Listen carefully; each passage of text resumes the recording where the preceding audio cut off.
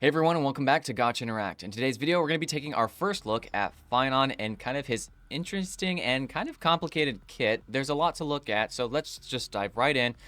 Looking first at him, he is a physical destruction unit that will be coming out in the near future.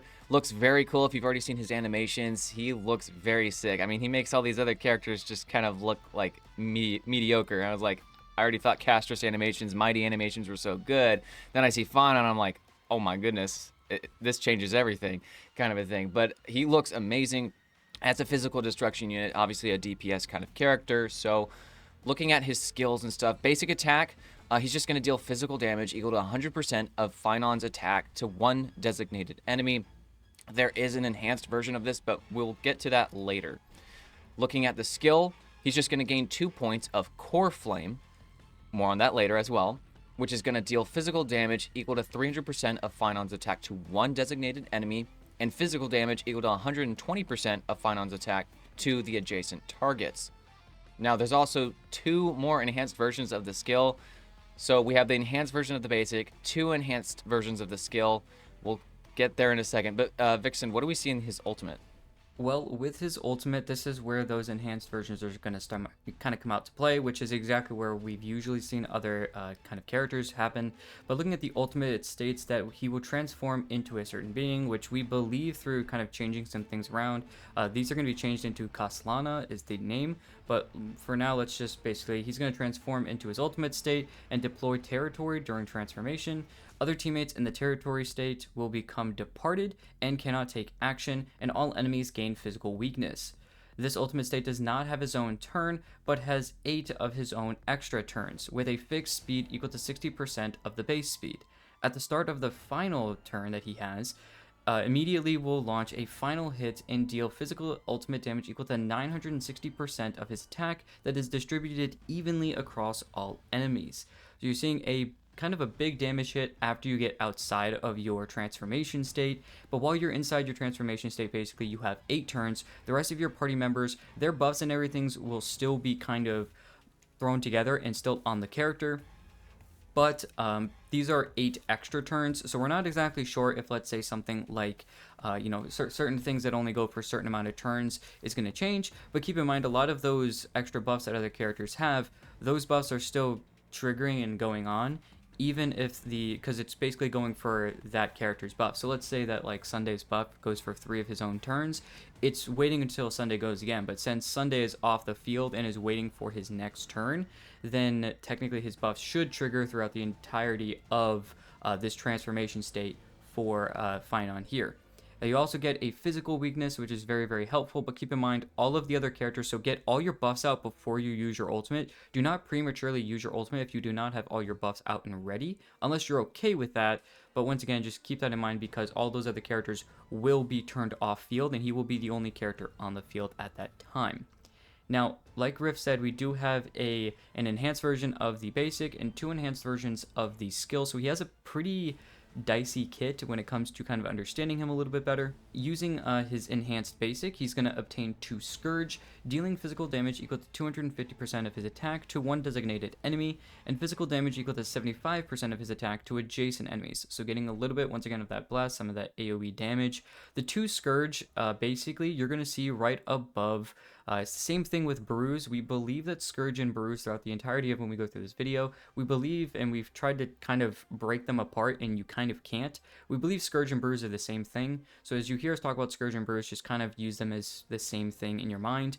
There's going to be a little counter above the one of the other versions of the enhanced skill, which you'll be able to see, but more into that a little bit later. But he will obtain this 2 Scourge and deal physical damage equal to 250% of that attack. So he's getting some damage out, but also some AoE a little bit better. So honestly, a very good enhanced basic, even just for some extra damage, but also getting some of this Scourge.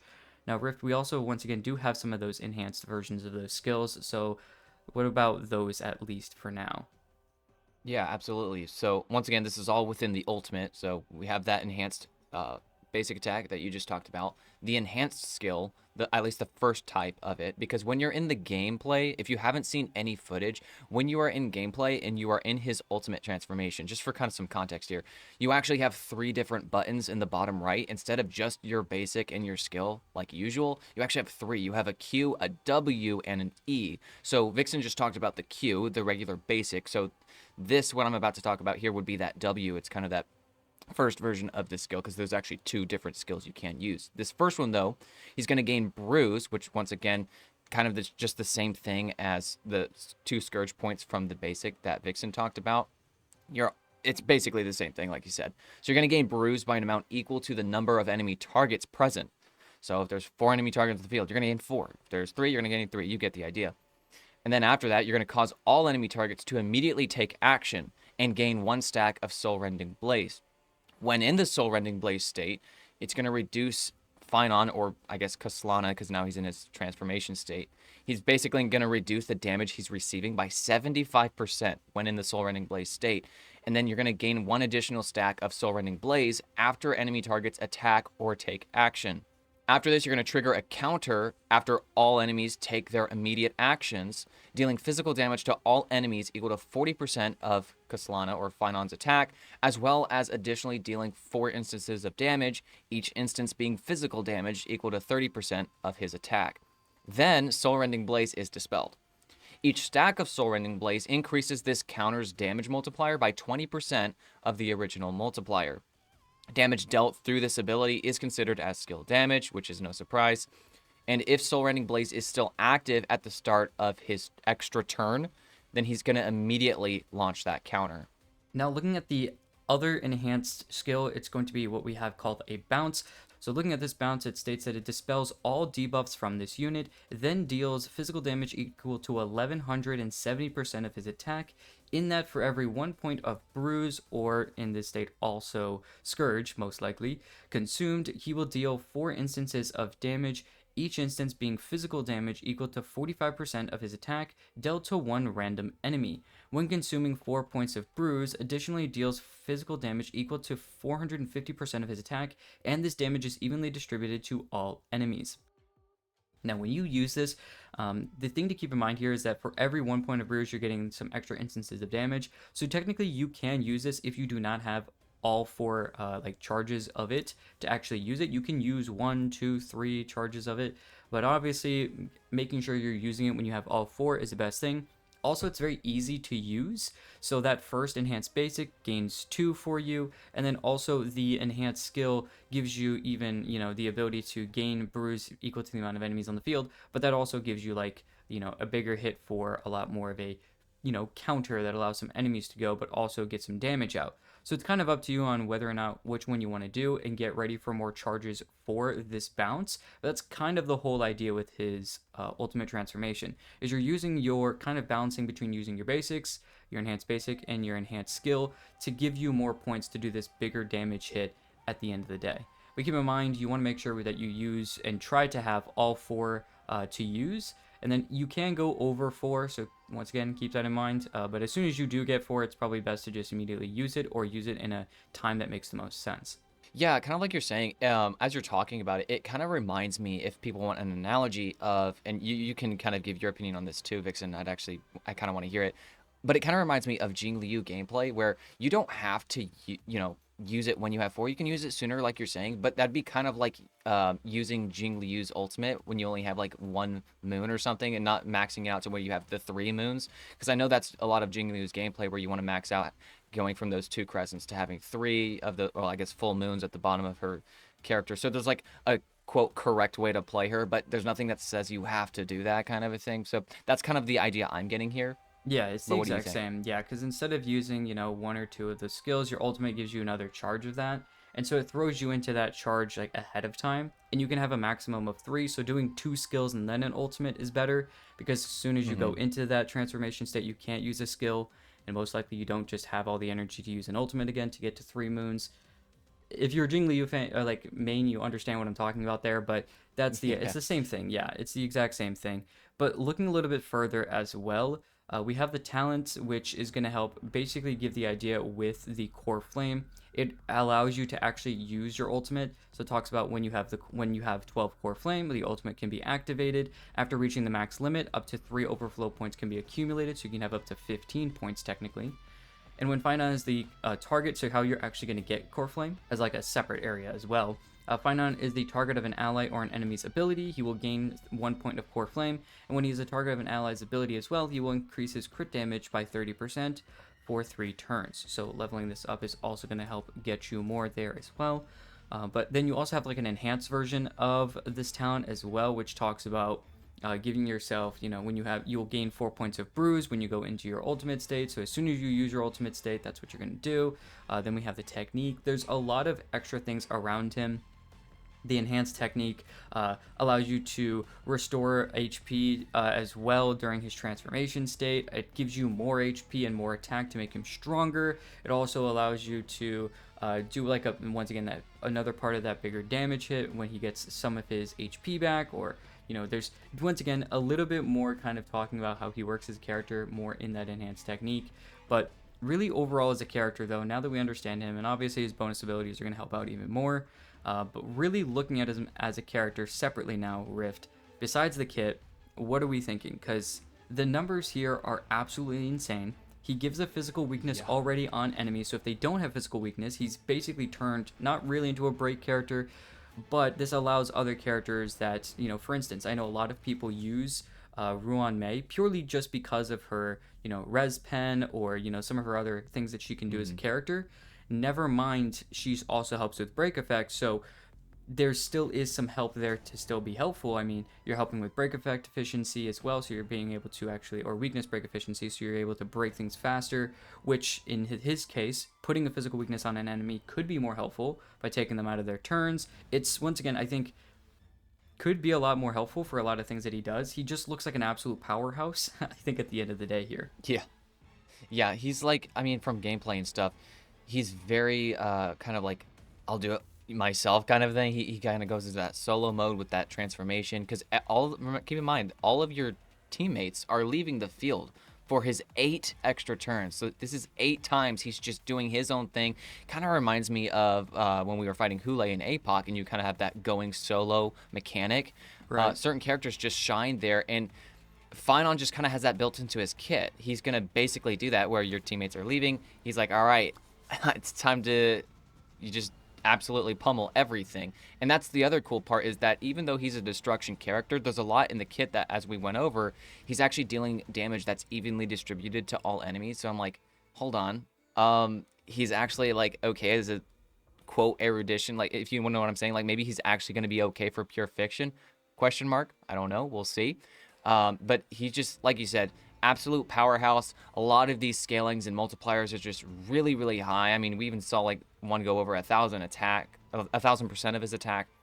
So he's looking absolutely insane. Definitely is going to be the definitive power creep to, I guess, Argenti, Yunli. It honestly kind of did remind me a little bit of Yunli, just because of his first enhanced skill with that, the counter. I'm like, okay, that's interesting. But he's not like solely focused on, okay, you need to hit me so I can do a follow-up attack. And that's the other nice thing, is that he's not follow-up based, whereas Yunli is. You want to buff follow-up attack damage. This is more like just straight damage. So like, that's nice. That's just really nice. And honestly, I think sustainless teams are going to be pretty easy with him, just because of that way he wants to work, and he goes solo anyways.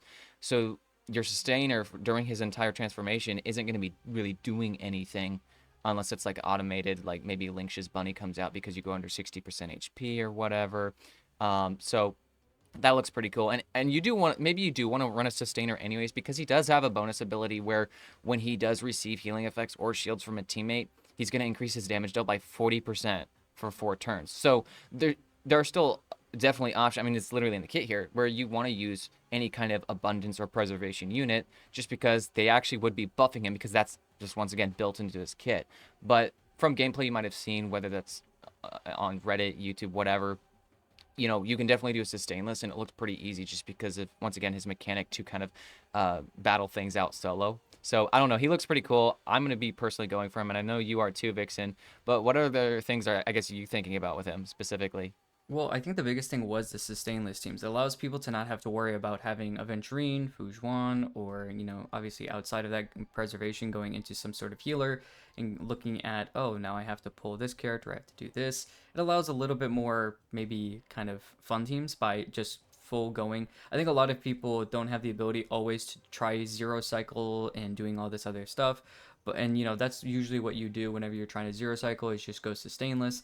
So here, actually allowing you to, or purposefully forcing you basically to do it, it actually kind of allows him more. Remember that with that enhanced technique, he's getting more HP, his max HP is going higher, and his attack is going higher as well. He has different ways to heal himself at certain points during his gameplay as well.